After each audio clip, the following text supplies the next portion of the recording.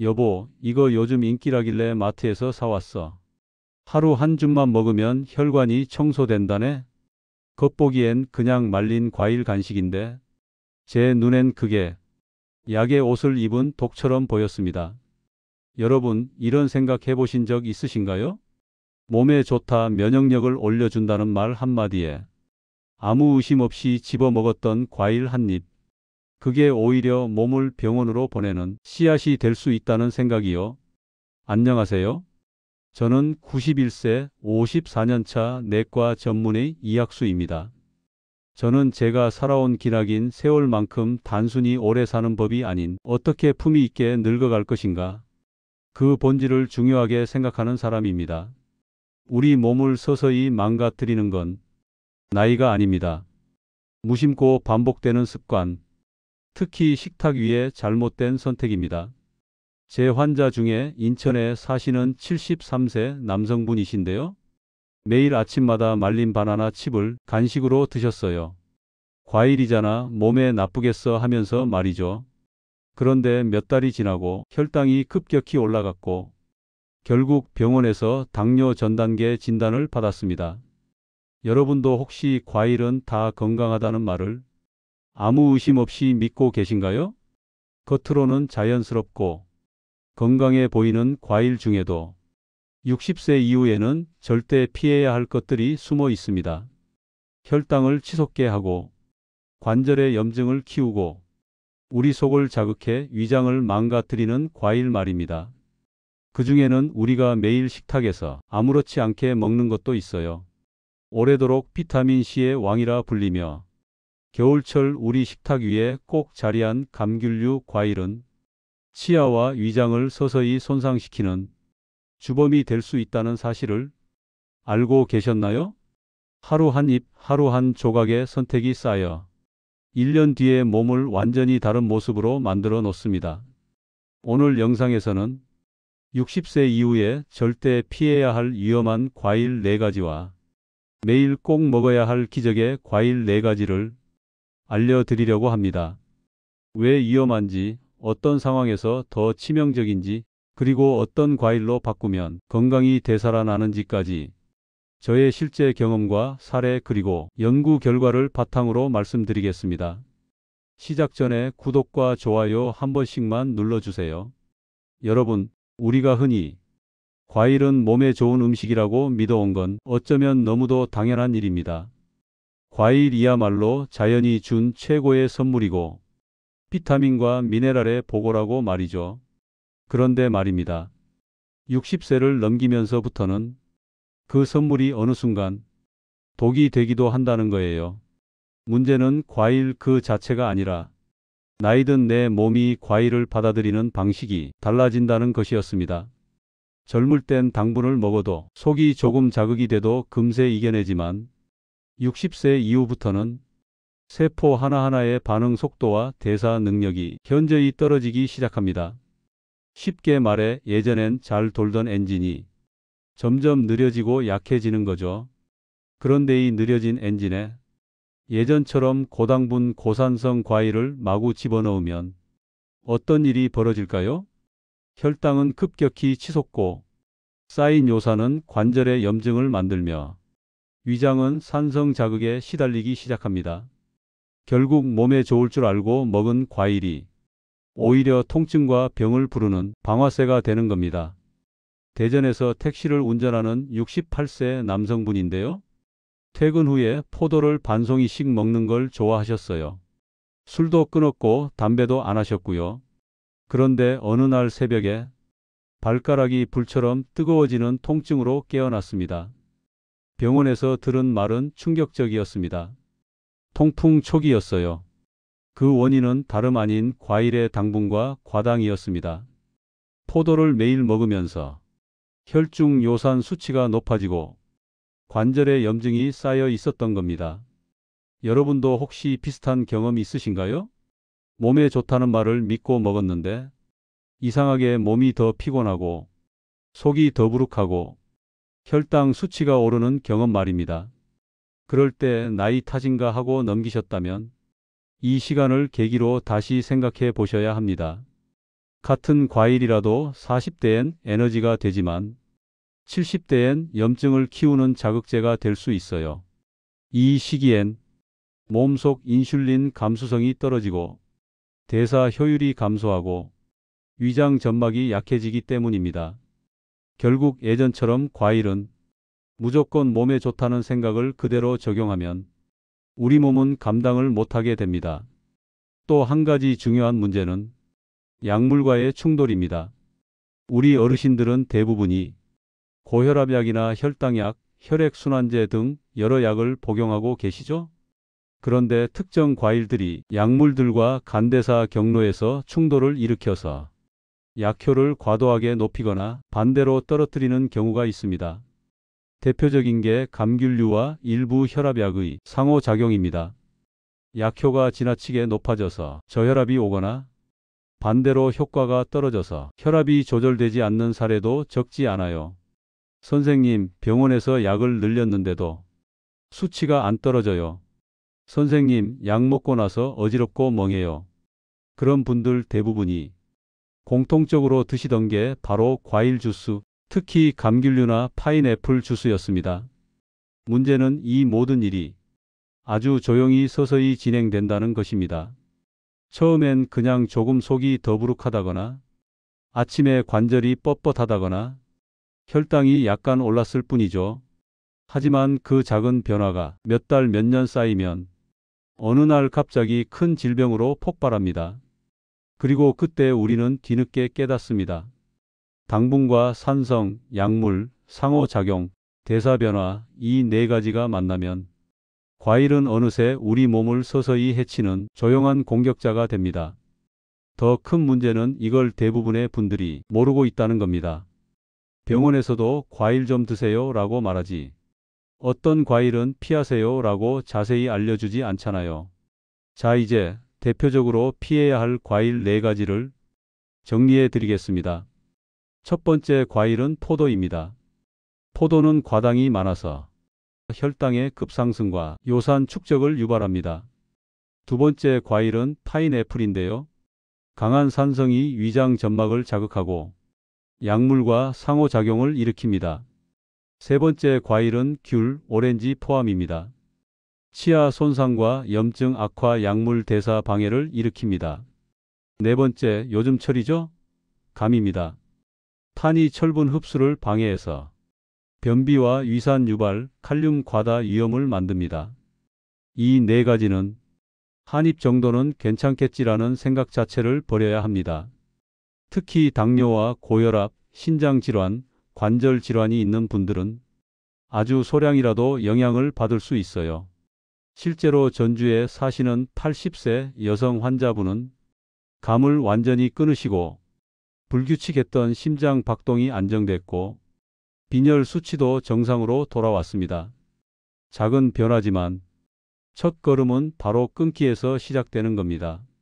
나쁜 것을 줄이는 것과 완전히 없애는 것의 효과 차이는 생각보다 훨씬 큽니다. 자, 그 대신에 기적의 이 과일들을 매일 꾸준히 적절한 양으로 섭취해 보세요. 많이 먹는다고 좋은 것이 아니고 꾸준히 먹는 게 중요합니다. 제가 추천하는 기적의 과일 4가지를 알려드리겠습니다. 첫 번째는 석류입니다. 혈관을 깨끗하게 하고 세포 재생을 돕는 폴리페놀이 풍부합니다. 두 번째는 블루베리인데요. 기억력과 뇌 기능을 지키는 안토시아닌이 들어있죠. 세 번째 과일은 바로 체리입니다. 요산을 낮추고 염증을 줄이는 천연 진통제 역할을 합니다. 네 번째는 토마토입니다. 토마토에는 혈압과 심장을 보호하는 라이코펜이 풍부합니다. 각각 과일의 섭취량도 중요한데요. 석류는 하루 반 개 또는 120에서 240ml 정도의 주스로 드시면 좋고요. 블루베리는 하루 한 컵 약 150g, 체리는 하루 20개 또는 무가당 주스로 240ml 정도, 토마토는 하루 2개 또는 주스 한 컵이 좋습니다. 이 양은 임상 연구에서도 가장 효과적이라고 확인된 양입니다. 무엇보다 중요한 건 매일 꾸준히라는 점이에요. 일주일에 하루 왕창 먹고 며칠 쉬는 것보다 매일 일정량을 유지하는 것이 훨씬 큰 효과를 냅니다. 서울 강서구의 72세 남성 환자분이신데 20년 넘게 고혈압약을 드셔왔지만 혈압이 늘 160 이상이었습니다. 그런데 토마토 2개를 매일 익혀 먹기 시작한 지 3개월 만에 140대로 떨어졌고 6개월 뒤에는 약을 절반으로 줄일 수 있었습니다. 자, 가장 중요한 건데요. 이 과일들을 언제 어떻게 먹느냐입니다. 이것이 효과를 결정합니다. 같은 과일이라도 먹는 시간과 방식에 따라 효과가 달라집니다. 이걸 모르면 좋은 과일도 반쪽짜리 효과밖에 내지 못해요. 우선 과일은 식사 30분 전에 먹으면 혈당 조절과 소화에 도움이 됩니다. 운동 전후에 먹으면 에너지 활용과 회복에 도움이 되죠.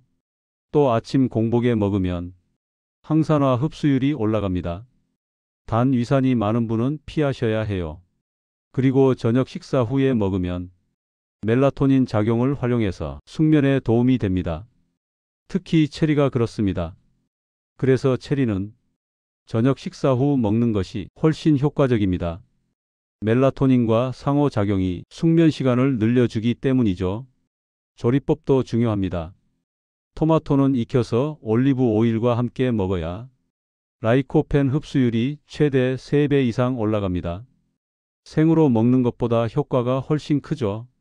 석류 역시 씨를 통째로 씹어 먹는 것보다 주스로 만들어 마시는 편이 체내 흡수가 좋습니다. 인천에 사시는 75세 남성분이신데 처음엔 블루베리를 간식처럼 아무 때나 드셨거든요. 섭취 시간대를 아침 식전 30분으로 바꿨더니 2달 뒤에 기억력이 높아지고 머릿속이 맑아졌다고 합니다. 같은 블루베리라도 타이밍을 바꾸면 확실히 달라집니다. 무엇을 먹는가보다 언제 어떻게 먹는가가 효과를 좌우합니다. 자, 마지막으로는요. 내 몸 상태에 맞춰 선택하고 의사와 상담하는 습관을 들여보세요. 마지막 단계는 개인화입니다. 나이나 질병, 복용 중인 약에 따라 같은 과일도 독이 되거나 약이 될 수 있어요. 따라서 과일을 고르기 전에는 반드시 내 몸 상태를 점검해야 합니다.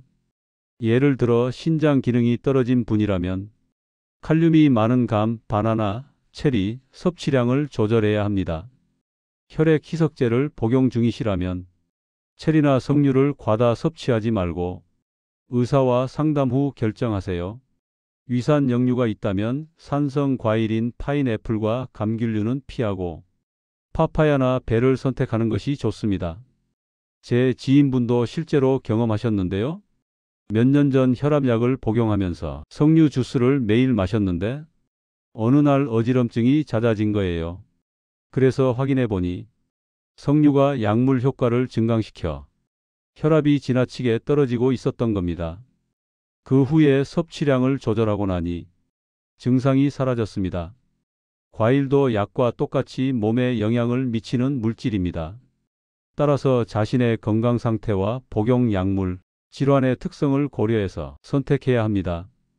여러분, 건강한 과일이란 누구에게나 똑같은 과일이 아닙니다. 나의 몸 상태와 먹는 방법에 따라 달라지는 맞춤 처방이어야 합니다. 앞으로 과일 드실 때 이 4단계를 실천하시면 몸이 조금씩 달라지는 것을 느끼실 겁니다. 피로가 줄고요. 관절이 부드러워지고 머리가 맑아지고 또 소화가 편안해집니다. 그 변화가 하루아침에 오진 않지만 3개월 후에 거울 앞 여러분의 모습은 지금과 전혀 다른 모습일 거예요. 마지막으로 오늘 제가 말씀드린 걸 다시 한번 요약해 드리겠습니다. 첫째, 위험한 과일 4가지입니다. 포도, 파인애플, 귤, 오렌지, 감.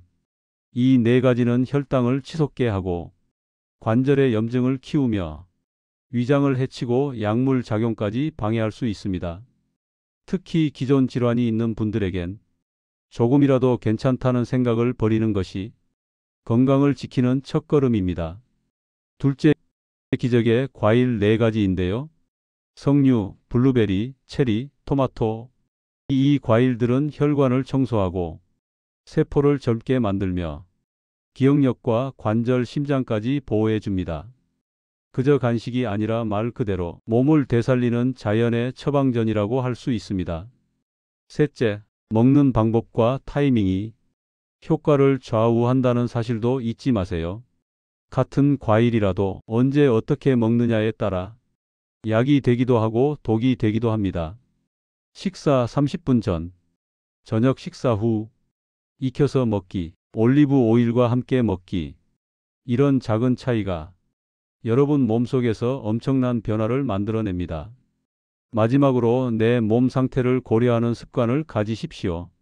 신장 기능과 혈당 상태, 복용 약물에 따라 먹어야 할 과일과 피해야 할 과일이 달라집니다. 남들이 좋다니까가 아니라 내 몸이 어떤가를 먼저 살피는 것이 진짜 건강이 시작입니다. 여러분, 건강한 삶은 거창한 변화에서 시작되지 않습니다. 포도 대신 블루베리 한 줌, 감 대신 사과 반쪽, 저녁 식사 후 체리 몇 알, 이렇게 작은 선택들이 쌓여서 6개월 뒤, 1년 뒤에 우리 몸을 완전히 다른 모습으로 만들어줍니다.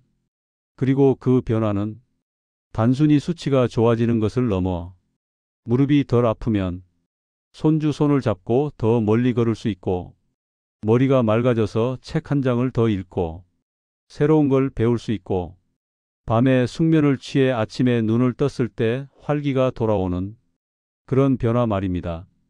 단순히 오래 사는 것이 중요한 게 아닙니다. 더 존엄하고 더 자유로운 노년을 사는 것이 진짜 아니겠습니까? 그리고 그 시작은 아주 사소한 선택, 바로 식탁 위에서 시작됩니다. 오늘 영상을 끝까지 봐주신 여러분, 정말 잘하셨습니다. 이건 단순히 정보를 얻는 시간이 아니라 내 건강을 바꾸는 작은 첫 걸음입니다.